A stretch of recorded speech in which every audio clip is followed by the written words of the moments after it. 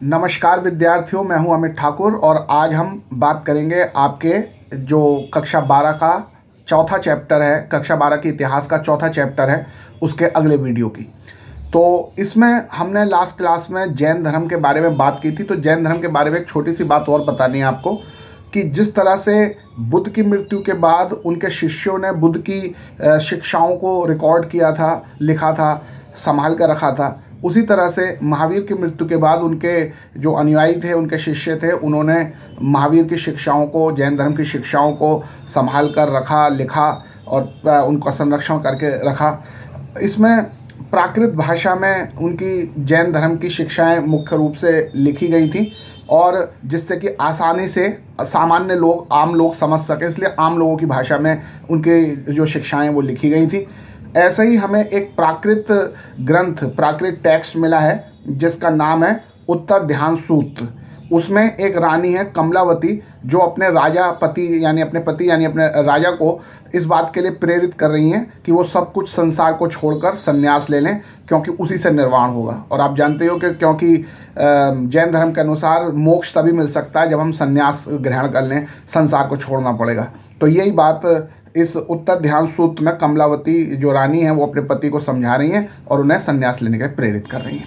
तो ये बात आप पेज नंबर 88 पे 88 पर देख सकते हैं। एक बॉक्स में आपको ये दिया हुआ है। और जैसे मैं आपको बार बार बता रहा हूँ कि ये जो चौथा चैप्टर है, इसके सारे बॉक्स यानी इसके सारे सोर्स बहुत ही इम्पॉर्टेंट हैं, क्योंकि जो आपके कॉम्पिटेंसी बेस्ड क्वेश्चन है, पैराग्राफ बेस्ड क्वेश्चन है, उनके इसी चौथे चैप्टर से आने की संभावना। इस किताब में जो पहली किताब है उसमें जो चौथा चैप्टर है उसमें से ही उन के जो competency based question, paragraph based question के आने की बहुत अधिक संभावना है। ये बात हम आपको कई बार बता चुके हैं। और जो हमारा दूसरी किताब है उसमें भक्ति सूफी मूवमेंट से आने की संभावना है पैराग्राफ वाले क्वेश्चन। और जो तीसरी किताब है उसमें संविधान, जो सबसे आखिरी चैप्टर है, उसमें से आने की संभावना है जो पैराग्राफ के क्वेश्चन। तो इसलिए इस चैप्टर को जब हम पढ़ रहे हैं, चौथे चैप्टर को, तो इसके सभी जो पैराग्राफ हैं, बॉक्स हैं, जो सोर्सेज दे रखे हैं, उनको बहुत ध्यान से पढ़ना है, समझना है, क्योंकि इन्हीं का प्रयोग करके आपसे सवाल पूछा है। और जैसे मैं आपको कई बार बता चुका हूँ कि अब प्रश्न इस तरह से आते हैं कि आपको बिल्कुल जो पैराग्राफ मिलेगा आपको पेपर में, तो सारे प्रश्न उसी में से नहीं मिल जाएंगे आपको।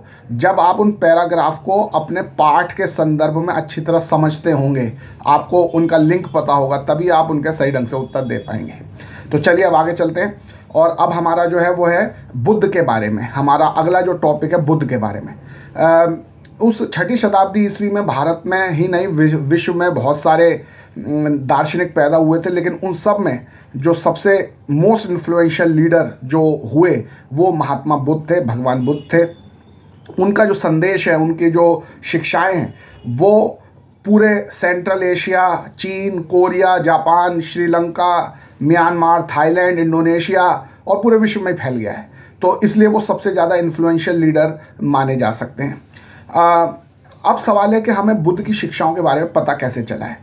तो हमने देखा था कि बुद्ध की मृत्यु के बाद एक बहुत बड़ी बौद्ध संगति हुई थी वैशाली में, वहाँ पर त्रिपिटक लिखे गए थे। और इसके अलावा हम श्रीलंका के महावंश और दीपवंश को भी जानते हैं। इसी प्रकार से अनेक ग्रंथ लिखे गए थे। इसके अलावा हेजियोग्राफी, यानी महापुरुषों की जो जीवनी होती है उन्हें हेजियोग्राफी कहते हैं। तो बुद्ध की भी हेजियोग्राफी लिखी गई थी, उससे भी हमें बुद्ध के शिक्षाओं, उनके जीवन के बारे में पता चलता है। तो आपसे जो पहला महत्वपूर्ण सवाल पूछा जाएगा इस बुद्ध के बारे में वो यही है कि आप ये बताइए कि सिद्धार्थ, एक शाक्य राजकुमार जो थे, वो किस तरह से महात्मा बुद्ध बने, उनके जर्नी ऑफ ट्रांसफॉर्मेशन, इसको बताना है।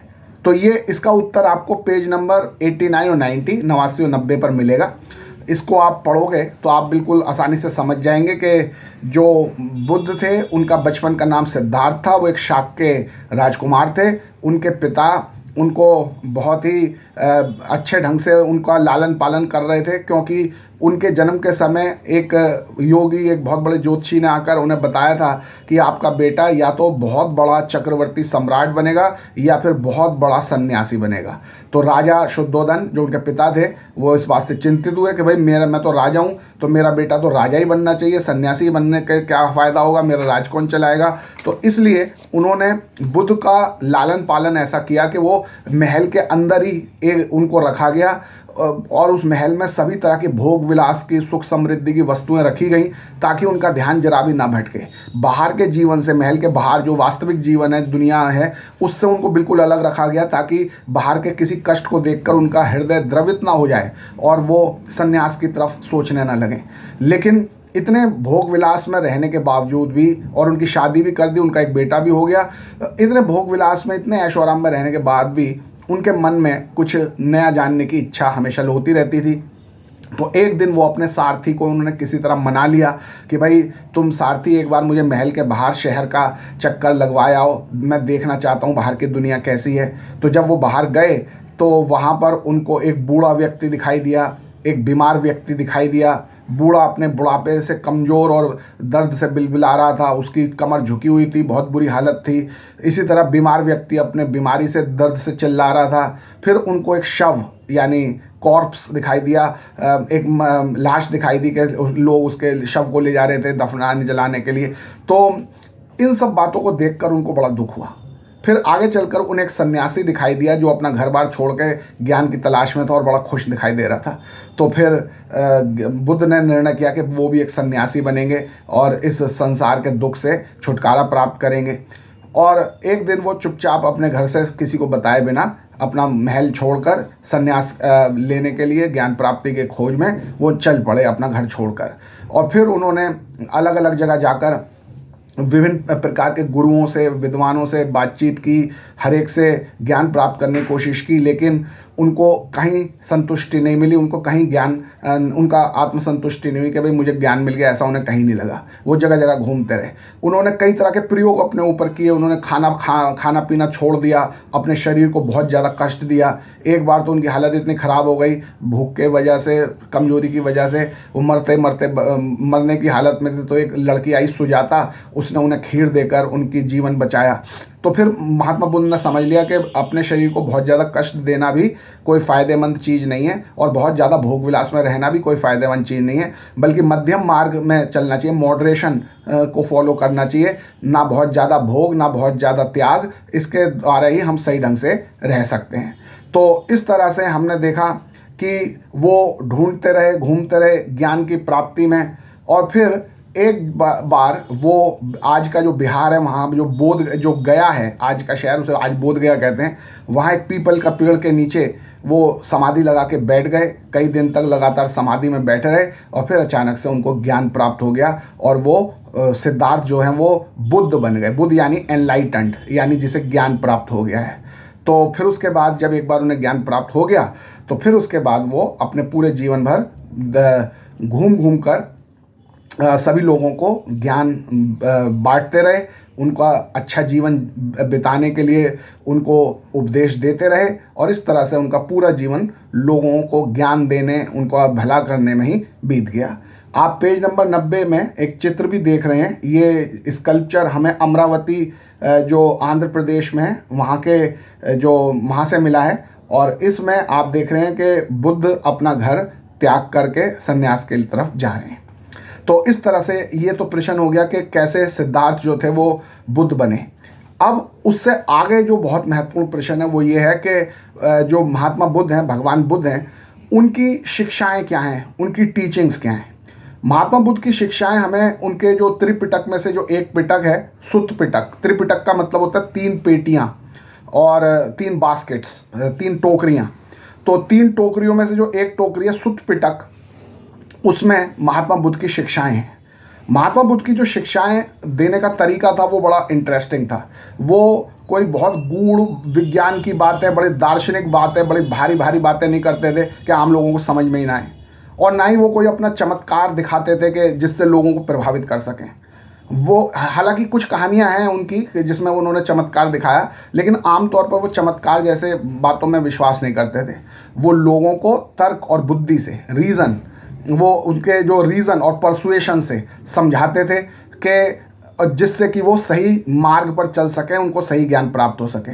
वो चमत्कार नहीं करते थे, वो कोई बहुत भारी दार्शनिक उपदेश नहीं देते थे। वो आम लोगों की भाषा में बातचीत करके उनको तर्क और बुद्धि से समझा के उनका मन परिवर्तित करके उनको सही ज्ञान देते थे।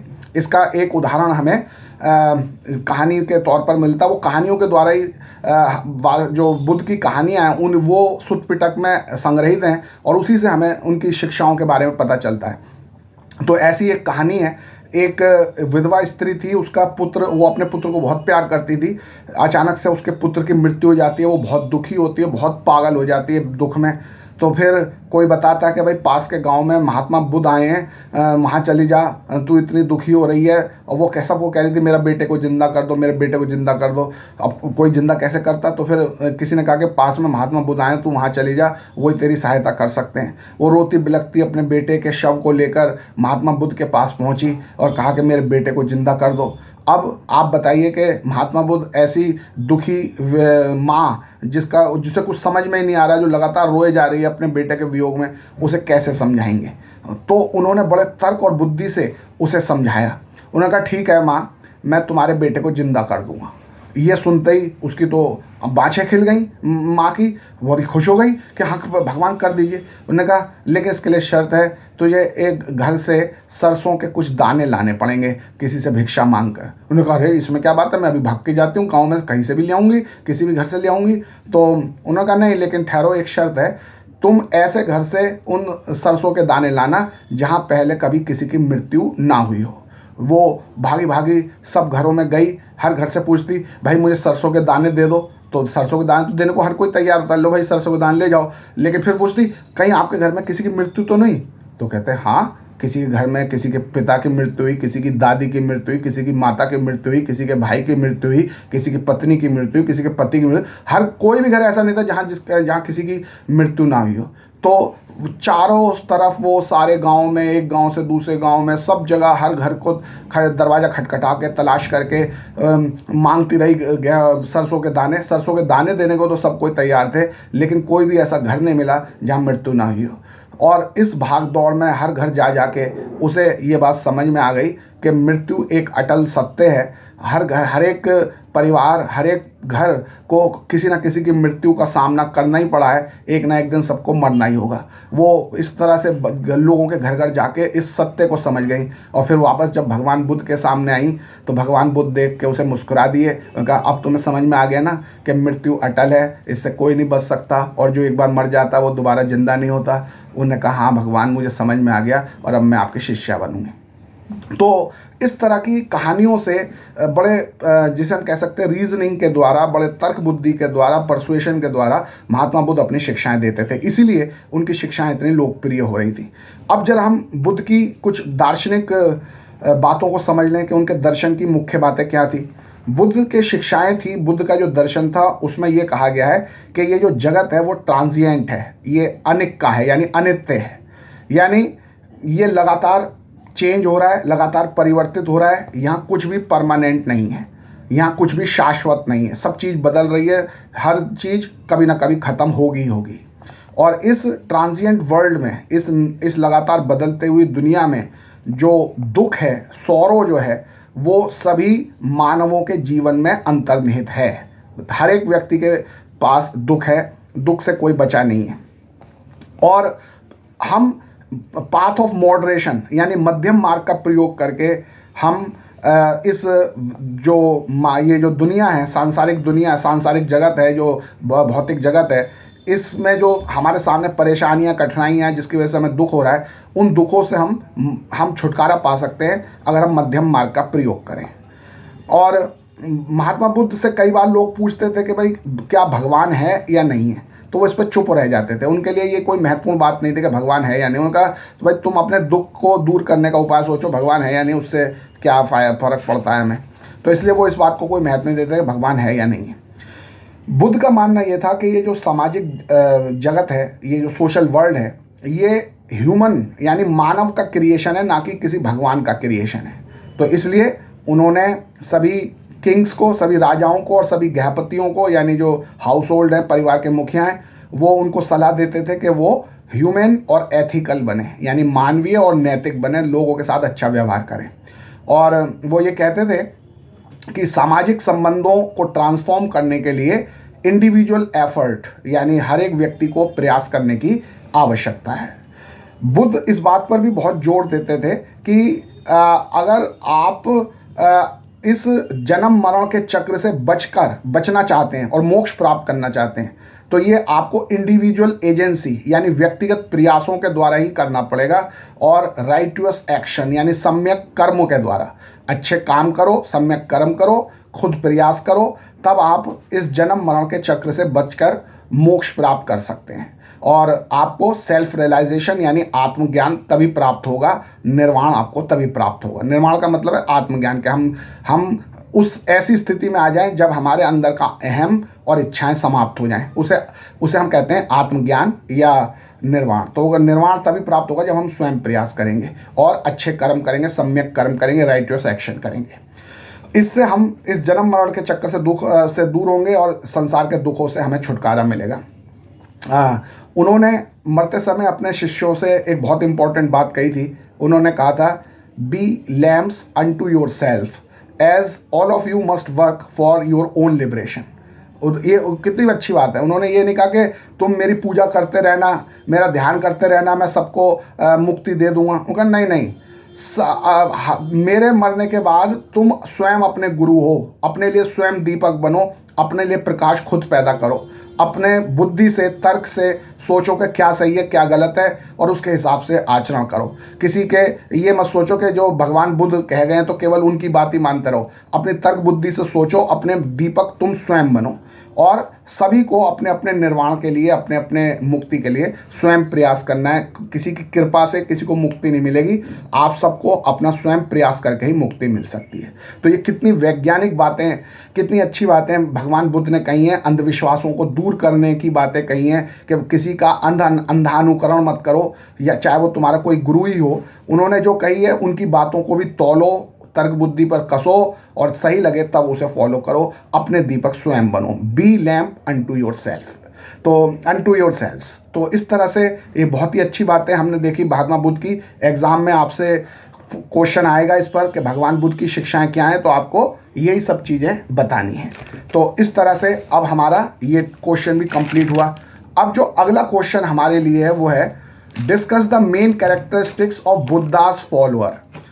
बुद्ध की मृत्यु के बाद उनकी बहुत सारे फॉलोअर्स हो गए थे, बहुत सारे अनुयायी हो गए थे, तो उनके बारे में भी आपसे सवाल आता है कि उनकी क्या मुख्य विशेषताएं थी। बुद्ध की मृत्यु के बाद उनके जो मुख्य शिष्य थे उन्होंने मिलकर एक संघ यानी एक ऑर्गेनाइजेशन ऑफ मॉन्क्स बना लिया, भिक्षुओं का एक संगठन बना लिया, और उसमें वो धम्म के टीचर भी बन गए, उनके शिष्य ही। और ये जो जितने भी भिक्षुक थे ये सब बहुत ही सादगी वाला जीवन जीते थे। केवल जो बहुत आवश्यक चीज़ें हैं जीवन जीने के लिए, जैसे एक कटोरा जिसमें वो समाज से, लोगों से दान ले सकें, बस एक कटोरा अपने पास रखना है, कंबल अपने पास रखना है, बहुत ही साधारण जीवन जीने के लिए जो बहुत ज़रूरी चीज़ें हैं बस केवल उतना रखकर ये अपना जीवन जीते थे। तो बड़ा साधारण जीवन जीते थे। और क्योंकि ये समाज से दान मांगते थे और बाकी समय अपने प्रार्थना करते थे, अध्ययन करते थे, तो इसलिए इन्हें भिक्षुक कहा जाता था, भिक्खु, पाली भाषा में भिक्खु कहा जाता था। शुरुआत में तो इस बौद्ध संघ में केवल पुरुषों को ही प्रवेश की अनुमति थी, लेकिन बाद में आनंद जो भगवान बुद्ध का प्रमुख शिष्य है, बहुत उनका फेवरेट शिष्य है, फेवरेट स्टूडेंट था, तो आनंद के कहने पर महात्मा बुद्ध ने महिलाओं को भी बौद्ध संघ में शामिल होने की अनुमति दे दी थी। और जो सबसे पहली जो भिक्खुनी यानी महिला, जो पहली महिला भिक्खुनी बौद्ध संघ में शामिल हुई, वो भगवान बुद्ध की जो उनकी मौसी और सौतेली माता थी, महाप्रजापति गौतमी, वही थी, और वो पहली भिक्खुनी, महिला भिक्खुनी के रूप में बौद्ध संघ में शामिल हुई थी। इसके अलावा फिर उनके बाद तो बहुत सारी और महिलाएं भी आ गईं। ये सब महिलाएं रेस्पेक्टेड विमेन थी जिन्हें लिबरेशन यानी मुक्ति मिल गई थी, और इन्हें थेरी कहा जाता था। तो आपसे एग्जाम में ये भी सवाल पूछा जा सकता है, थेरी कौन थी? तो थेरी ऐसी रेस्पेक्टेड विमेन होती थी हु हैड अटेन्ड लिबरेशन, जिनको मुक्ति मिल गई है और जो बौद्ध संघ में भिक्खुनी के रूप में रहती थी। तो जो सबसे पहली भिक्खुनी थी वो थी महाप्रजापति गौतमी, जो भगवान बुद्ध की सौतेली माता और मौसी थी। इसके अलावा हम देखते हैं कि जो भगवान बुद्ध के जो फॉलोअर्स हैं, अनुयायी हैं, वो अलग अलग सोशल ग्रुप से आए हुए थे। उनमें किंग्स भी थे, कई राजा भी अपना सब राजपाट छोड़ के भिक्षुक बन गए थे, संघ में शामिल हो गए थे। वेल्दी मैन भी थे, अमीर लोग भी थे। इसके अलावा गृहपति यानी परिवार के मुखिया भी थे। इसके अलावा हम्बलर फोक, आम लोग भी थे। वर्कर्स भी थे, स्लेव्स यानी दास भी थे, क्राफ्ट्स पीपल, शिल्पकर्मी भी थे, शिल्पकार भी थे। यानी अलग अलग सोशल बैकग्राउंड के लोग इस बौद्ध संघ में शामिल हो गए थे। और जब एक बार कोई संघ में शामिल हो जाता था तो वो अपनी पुरानी सारी पहचान को भूल कर ख़त्म करके अब बाकी सारे भिक्षुओं के साथ बराबरी के रूप में, बराबर दर्जे के तौर पर रहता था। ये नहीं कि मैं तो पहले राजा था इसलिए संघ में रहूँगा तो मेरा दर्जा भी ऊंचा होगा, ऐसा नहीं। एक बार जब आप संघ में शामिल हो गए, पहले आप कुछ भी थे, अब सब बराबर हो जाएंगे। तो ये इक्वालिटी की जो भावना थी वो बौद्ध संघ में बहुत अच्छी थी और सभी भिक्षु भिक्षुणियों को बराबर माना जाता था, चाहे उनकी पुरानी सोशल आइडेंटिटी कुछ भी हो। और जो बौद्ध संघ की जो इंटरनल फंक्शनिंग थी वो संघ या गण के रूप की प्रणाली के अनुसार ही चलती थी। अगर किसी बात पर कोई असहमति होती थी तो पहले संघ यानी सारे भिक्षु भिक्षुणी मिलकर उस पर बहुत लंबी चर्चा करते थे, डिस्कशन करते थे और उस डिस्कशन के थ्रू कंसेंसस यानी सर्वानुमति पर पहुंचने की कोशिश की जाती थी। लेकिन अगर सर्वानुमति नहीं बन पाती थी, कंसेंसस नहीं बन पाता था, तो फिर वोटिंग होती थी। तो आप देख सकते हो कि भारत में लोकतंत्र की जड़ें, लोकतंत्र के बीज तो बहुत पुराने हैं। भगवान जो गण और संघ में भी लोकतांत्रिक प्रक्रिया से निर्णय होते थे और बौद्ध संघ में भी लोकतांत्रिक प्रक्रिया से निर्णय लिए जाते थे। आप इसमें ये देख सकते हैं कि इसके बाद आप ये देख सकते हैं, हाँ यहाँ तक तो हमने बता दिया, हाँ ठीक है। तो इसके बाद तो यहाँ तक तो आपने देख लिया कि अब पेज नंबर 93 पर आप देखें, थेरी गाथा एक बॉक्स के रूप में दे रखा है। ये भी बहुत इंपॉर्टेंट है आपके पैराग्राफ वाले कॉम्पिटेंसी बेस्ड क्वेश्चन के रूप में। इसमें एक थेरी है, भिक्खुनी है जिसका नाम है पुन्ना, वो दासी है, स्लेव विमेन है। और वो देखती है एक ब्राह्मण को कि वो रोज़ ठंड में भी पानी में, नदी में उतर कर नहाता है और ठंड से कांपता रहता है। तो वो पूछती है कि भाई आप ऐसा क्यों करते हो? तो कह रहा है मैं अपने पापों को दूर करने के लिए और अपने स्वर्ग जाने के लिए ऐसा करता हूँ। तो वो हंसी जो पुन्ना थी, उन्होंने कहा कि अगर नदी में नहाने से पाप दूर होते, स्वर्ग जाते, तो इस नदी में रहने वाले सारे मगरमच्छ, कछुए, मछली सब स्वर्ग चले जाएंगे। तो इस कहानी से ये पता चलता है कि बौद्ध धर्म अंधविश्वासों, जो ब्राह्मण धर्म के अंधविश्वास थे, रीति रिवाज थे, कर्म कांड थे, उन सब का विरोधी था और लोगों को तर्क बुद्धि से सोचने के लिए प्रेरित करता था। तो ये बात आपको पेज नंबर 93 की द थेरी गाथा वाला जो सोर्स है उसमें आपको मिल जाएगी। उसके साथ ही आपको इसका एक चित्र मथुरा में जो मिला है, एक भिक्षुणी का जो पानी भर के ला रही है, उसका वो भी आपको दिखाई देगा। इसके अलावा पेज नंबर 94 पर rules for Monks and nuns के बारे में बता रखा है। ये भी आपको पढ़ना है, इस पर भी आपको सवाल पूछे जा सकते हैं। इसमें ये जो पैराग्राफ वाले क्वेश्चन, इसमें आपको विनय पिटक से ये उदाहरण दिया गया है। यहाँ पर इसमें बताया कि अगर एक भिक्षुक के पास कोई कंबल है तो उसे वो 6 साल तक चलाएगा, और अगर उसने 6 साल पूरा होने से पहले अगर किसी और नया कंबल ले लिया तो उसका नया कंबल भी ले लिया जाएगा और पुराना कंबल भी ले लिया जाएगा, बिना कंबल के अब वो रहेगा। इसी तरीके से भिक्खु जो है, अगर किसी घर से कोई यही अलाउड था कि वो 2-3 कटोरे ही भिक्षा के रूप में भोजन ला सकता है, लेकिन अगर उसने ज़्यादा ले लिया तो उसे अपना अपराध स्वीकार करना पड़ेगा और वो सारा भोजन बाकी अपने साथी भिक्खुओं में बांटना पड़ेगा। इसी तरह अगर कोई भिक्खु अपना जो किसी जगह पर, किसी विहार में आकर ठहरता है, संघ में आकर ठहरता है और फिर वहाँ से बिना अनुमति लिए ही चला जाता है या अपना बिस्तर जो बिना समेटे चला जाता है, तो फिर इसके लिए भी उसे माफ़ी मांगनी पड़ेगी। तो इस तरह के नियमों से पता चलता है कि संघ में रहने के लिए, संघ में भिक्षु किस तरह से रहे, इसके बारे में पूरे नियम कायदे थे और वो नियम कायदे विनय पिटक में दिए गए हैं। अब एक और बहुत महत्वपूर्ण सवाल है, बहुत ही महत्वपूर्ण सवाल, वो ये है कि हमारा जो बुद्धिज़्म था वो बुद्ध के समय में भी और बुद्ध की मृत्यु के बाद भी बड़ी तेज़ी से फैला। तो आखिर इसके क्या कारण हैं, इस पर बहुत बार सवाल आता रहता है। तो इसके कई कारण थे। सबसे पहला कारण तो ये था कि बहुत सारे लोग उस समय के जो वैदिक धर्म के रीति रिवाज थे, जिसमें बलि प्रथा थी, यज्ञ थे, उन सब से डिससेटिस्फाइड थे। वो उस प्रथा को, बलि प्रथा को, यज्ञ की प्रथा को छोड़ना चाहते थे, क्योंकि उनमें से अधिकांश किसान थे। बलि से देने से का मतलब था कि जो पशु हैं, बैल है, गाय, बैल है या और कोई पशु है, उसको बलि दे दी जाती, वो मर जाता था, तो फिर खेती करने के लिए पशु नहीं मिलते थे उन्हें। इसलिए वो चाहते थे कि ये पशु बलि प्रथा बंद हो। तो इसलिए उन्होंने वैदिक धर्म से वो डिससेटिस्फाइड थे, तो इसलिए वो बौद्ध धर्म की तरफ आना उन्होंने जल्दी से स्वीकार कर लिया। एक तो ये कारण था कि वैदिक धर्म से डिससेटिस्फाइड होने की वजह से बड़ी संख्या में लोग बौद्ध धर्म में शामिल हो रहे थे। और इसके अलावा जो तेज़ी से रैपिड सोशल चेंजेस हो रहे थे, लगातार तेज़ी से सामाजिक परिवर्तन हो रहे थे, उससे भी लोग कंफ्यूज थे, उन्हें समझ नहीं आ रहा था क्या हो रहा है। और ऐसे में बुद्ध जैसे जो उपदेशक जब उनके सामने आते थे और उनको शांति प्रदान करते थे, उनको अच्छी बातें बताते थे, तो वो तुरंत उनके फॉलोअर हो जाते थे और बौद्ध धर्म को स्वीकार कर लेते थे।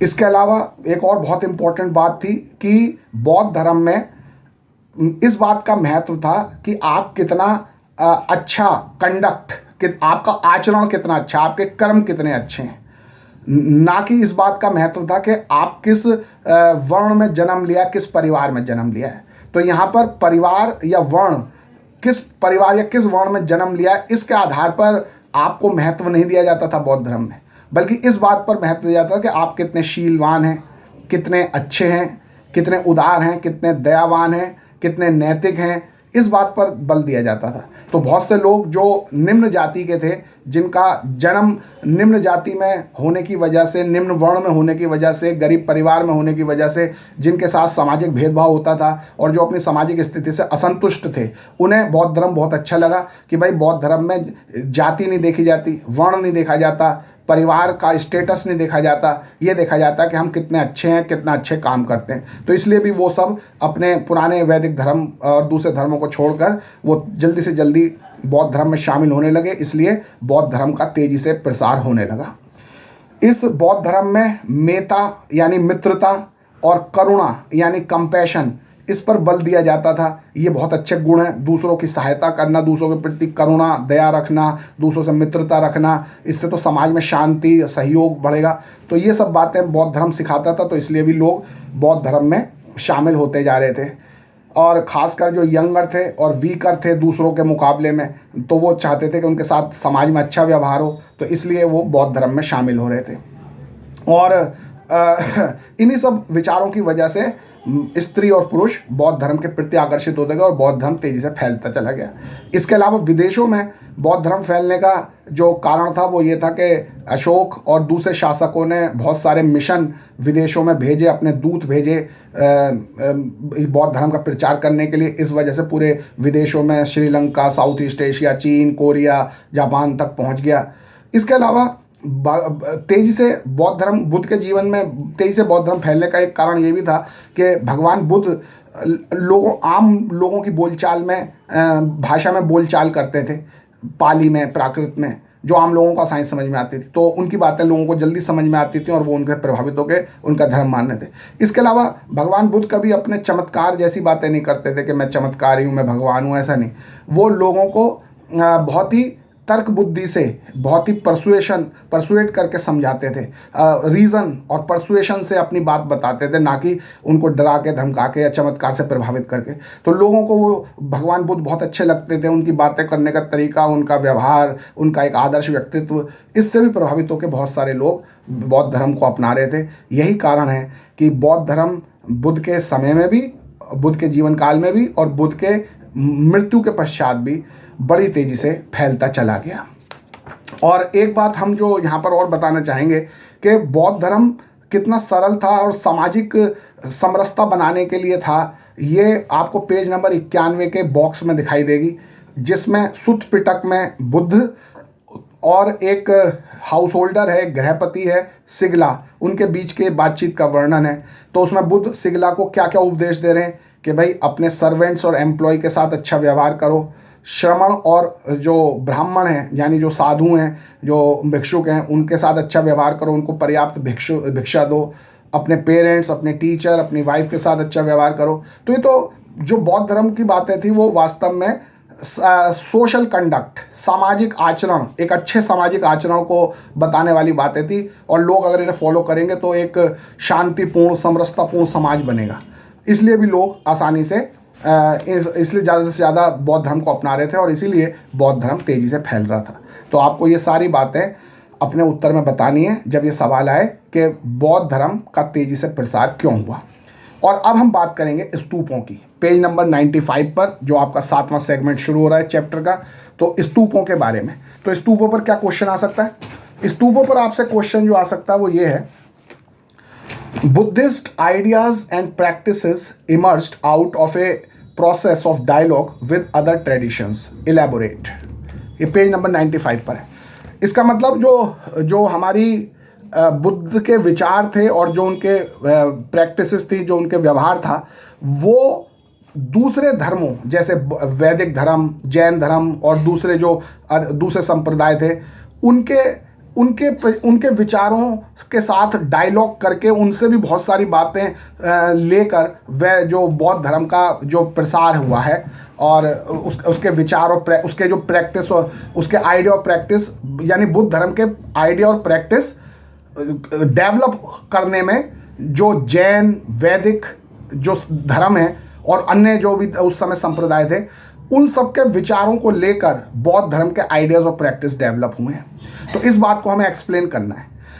तो एक्चुअल में जो बौद्ध ग्रंथ हैं, जो बुद्धिस्ट टेक्स्ट हैं, उनमें इसके बारे में ज़्यादा बातें नहीं है कि किस तरह से उनके बीच में डायलॉग हुआ, जैन धर्म बौद्ध धर्म के बीच में, जैन धर्म वैदिक धर्म के बीच में, और किस तरह से उनके विचार बौद्ध धर्म ने लिए। ये टेक्स्ट में तो बहुत ज़्यादा नहीं लिखा, लेकिन जो पूरी प्रोसेस हमें दिखाई देती है कि जो इनके बीच में इंटरेक्शन हुआ है, वो हमें एक इसका उदाहरण हमें दिखता है कि जिस तरह से बौद्ध धर्म में जो सैक्रेड प्लेसेस हैं, पवित्र स्थान हैं, उनका चुनाव किया गया है। उसे देखकर हमें लगता है कि बौद्ध धर्म ने वैदिक धर्म और जैन धर्म और अन्य जो संप्रदाय हैं उनके ही विचारों को स्वीकार करके अपनाकर अपने जो सैक्रेड प्लेसेस हैं, अपने जो पवित्र स्थान हैं, उनका चयन करने की प्रक्रिया पूरी की थी। शुरुआत से ही, प्राचीन समय से ही लोग ऐसी जगहों को पवित्र मानते हैं जिनमें कोई विशेष प्रकार के पेड़ हों, कोई विशेष अनूठी प्रकार की चट्टानें हों, या कोई बहुत ज़्यादा प्राकृतिक सुंदरता हो। इन ऐसी जगहों को सभी धर्मों में, चाहे वो वैदिक धर्म हो, चाहे वो जैन धर्म हो, इनको बहुत अच्छा पवित्र माना जाता था। तो बौद्ध धर्म ने भी इन्हीं जगहों को पवित्र माना, ऐसी ही जगहों को पवित्र माना। यानी उन्होंने जैन और वैदिक धर्म से इंटरेक्शन किया और उनकी विचारों को अपने में समाहित किया, और उन्होंने भी अपने पवित्र स्थानों को इसी तरह चुना कि कोई बहुत अच्छी प्राकृतिक जगह है, कोई विशेष चट्टान है, कोई विशेष प्रकार के पेड़ पौधे हैं वहाँ, उनको उन्होंने पवित्र स्थान माना। और उन पवित्र स्थानों पर उन्होंने एक छोटा सा श्राइन यानी पूजा का स्थान भी बना दिया। और ऐसी पवित्र जगहों पर जो श्राइन बनी होती थी, जो पूजा का स्थान बना होता था, उसे कहा जाने लगा चैत्य। चैत्य शब्द चिता से बना है, जैसे फ्यूनरल पायर चिता होती है जिसमें शव को जलाया जाता है, तो उसी से चैत्य बना है। तो क्योंकि वो एक माउंट की तरह, एक टीले की तरह होता था, फ्यूनरल माउंट की तरह, इसलिए उसका नाम चैत्य रखा गया। तो चैत्य बौद्ध धर्म के मंदिर को कहते हैं, जहाँ पर बौद्ध धर्म के अनुसार उपासना की जाती है, ऐसे मंदिर को चैत्य कहा जाता है। तो बुद्धिस्ट लिटरेचर में बहुत सारे चैत्यों का वर्णन है, और साथ ही ऐसे स्थानों का भी जो बौद्ध धर्म से संबंधित रहे। पेज नंबर 96 पर आप देख सकते हैं। इनमें से पहला स्थान है लुम्बिनी, जहाँ बुद्ध भगवान पैदा हुए। फिर एक ऐसा स्थान है बोध गया, जहाँ पर सिद्धार्थ बुद्ध बने, यानी जहाँ सिद्धार्थ को ज्ञान प्राप्त हुआ। फिर सारनाथ है, जहाँ पर बुद्ध ने अपना पहला उपदेश दिया वाराणसी के पास। फिर कुशीनगर है, जहाँ पर बुद्ध का निर्वाण हुआ, यानी जहाँ उनकी मृत्यु हुई। तो ये सारे इनके पवित्र स्थान हैं बौद्धों के, और इन पर यहाँ पर भी हम देखते हैं कि इनको महत्व दिया जाने लगा बौद्ध धर्म के अनुसार। और हम देखते हैं कि बुद्ध की मृत्यु के 200 साल बाद अशोक लुम्बिनी में भगवान बुद्ध के जन्म स्थल पर गया और वहाँ उसने एक पिलर, एक खम्बा अपनी यात्रा के यादगार में लगाया था। तो इस तरह से आपने देखा कि भाई बौद्ध धर्म जो है वो दूसरे धर्मों से बहुत सारे आइडियाज़ लेकर, प्रैक्टिसेस लेकर उसने अपने अंदर इवॉल्व किया है। और ये इसका उदाहरण हमें कहाँ से पता चलता है? इसका उदाहरण पता चलता है कि किस तरह से बौद्धों ने अपने पवित्र स्थानों का चयन किया है। अब एक बहुत इंपॉर्टेंट सवाल आता है आपके लिए, वो है कि स्तूप क्या होते हैं और उन्हें कैसे और उन्हें क्यों बनाया गया था। चैत्य तो आपको समझ में आ गया कि चैत्य बौद्ध मंदिर हैं जहाँ पर बुद्ध धर्म के अनुसार उपासना होती है, छोटी सी श्राइन है अच्छे पवित्र स्थानों पर। और फिर स्तूप क्या होते हैं? स्तूप का मतलब है कि बुद्ध या जो दूसरे जो बौद्ध भिक्षुक हैं, बड़े बौद्ध भिक्षुक हैं, उनके शारीरिक अवशेषों, उनके बॉडीली रिमेन्स या उनके द्वारा प्रयोग की गई चीज़ें जो हैं, उनकी मृत्यु के बाद उनके बॉडीली रिमेन्स जैसे दांत, उनकी हड्डी, उनका कोई बाल या उनके द्वारा प्रयोग किए गए कोई बर्तन, कपड़ा, ये सब चीज़ें बड़ी पवित्र मानी जाती हैं। और इन पवित्र चीज़ों को पवित्र जगह पर गाड़ कर उसके ऊपर मिट्टी का एक बड़ा सा टीला बना दिया जाता था, उसी को स्तूप कहते थे। पाली भाषा में इसे थूप कहते हैं। तो स्तूप क्यों बनाया गया, इसके बारे में पेज नंबर 96 में आपको बॉक्स में भी बता रखा है। जब तथागत यानी बुद्ध की मृत्यु होने वाली थी, वो डेथ बेड पे थे, तो उनके शिष्यानंद ने पूछा कि भगवान बुद्ध तथागत, अब आप बताइए कि आपकी मृत्यु के बाद जो आपके शरीर के अवशेष बचेंगे या आपका कपड़ा या आपका जो कटोरा होगा या ऐसी और कोई चीज़ें होंगी, उनका क्या करें। तो उन्होंने पहले तो कहा इसका कुछ मत करो, तुम इन सब चक्रों मत पढ़ो, अपना ज्ञान खुद प्राप्त करो। लेकिन जब उन्होंने बार बार आग्रह किया शिष्यों ने, तो उन्होंने कहा ठीक है, ऐसा करना कि मेरी बॉडीली रिमेन्स या जो मेरी चीज़ें हैं उनको किसी चौराहे पर गाड़ देना, और वहाँ भी जो भी लोग आएंगे वहाँ पर इत्र या फूलों की माला रखेंगे या पवित्र हृदय के साथ वहाँ पर आकर पूजा करेंगे, तो उनको शांति मिलेगी और प्रॉफिट और जॉय मिलेगा। तो उनके कहने से ही ये स्तूप बनाए जाने लगे थे। स्तूप बनाने की जो परंपरा है वो तो प्री बुद्धिस्ट है, यानी बुद्ध से पहले भी स्तूप बनाए जाते थे, लेकिन बुद्ध की वजह से स्तूप सबसे ज़्यादा फेमस हो गए और फिर इन स्तूपों को बुद्ध और बौद्ध धर्म दोनों का प्रतीक माना जाने लगा। अशोक वदन नाम का एक बौद्ध ग्रंथ है और उसमें ये बताया गया कि अशोक ने बुद्ध की जो रेलिक्स थे यानी बुद्ध के जो अवशेष थे उनको सभी इम्पॉर्टेंट टाउन्स में भिजवाया और ऑर्डर दिया कि इनको ज़मीन में गाड़ कर इनके ऊपर वहाँ पर स्तूप बनाए जाएँ। और हम देखते हैं कि इसी वजह से 2nd सेंचुरी BC तक भारत के अनेक हिस्सों में, भारत के अनेक शहरों में जैसे भरूच, सांची, सारनाथ, इन जगह बहुत सुंदर बड़े बड़े स्तूप बन गए थे। अब बात आती है कि how were stupas built, stupas बनाए कैसे गए थे, किन लोगों ने बनाए।